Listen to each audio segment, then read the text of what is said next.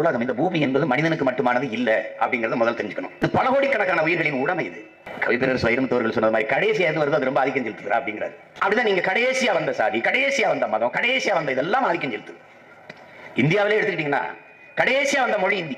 இந்தியாவில் இருக்கிற மொழிகளிலேயே மிக மிக மிக மிக மிக பின்னாடி வந்த மொழி இந்தி. அது ஆதிக்கம் செலுத்த பாக்குது, செலுத்துது. ஆனா நாம விடதா இல்ல, அது வேற. அது மாதிரி கடைசியா வந்த மனிதன் ஆதிக்கம் செலுத்துறான். தான் வாழ்வதற்கு எல்லாத்தையும் பழி கொடுக்குறான், அழிக்கிறான்.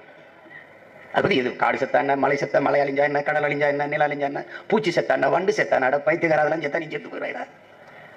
காக்கை செத்தா கவலை இல்லை, தேனீக்கள் செத்தா கவலை கிடையாது, வண்ணத்து பூச்சி செத்தா கவலை கிடையாது.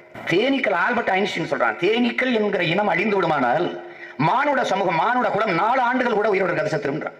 தேனீக்களுக்கு இதுக்கு என்னங்க, 1000 நாய்களின் மோப்ப சக்தி ஒரு தேனீக்கு உண்டுங்கிறான். பார்க்க அருவருப்பாக நெளிகிற மண்புழு இந்த மண்ணுக்கு செய்ததை இந்த உலகத்தில் எந்த உயிரினமும் செய்யலைங்கிற. 40,000 முறை தன் வாழ்நாளில் இந்த பூமியை உழுகுறான் மண்புழுங்கிறான். கீழே மண்ணை சாப்பிட்டு மேல கழிவு போட, மேல மண்ணை சாப்பிட்டு கீழே கழிவு போட 40,000 முறை தன் வாழ்நாளில் இந்த மண்புழு இந்த பூமியை வளப்படுத்த உழுகிறதுங்கிறான்.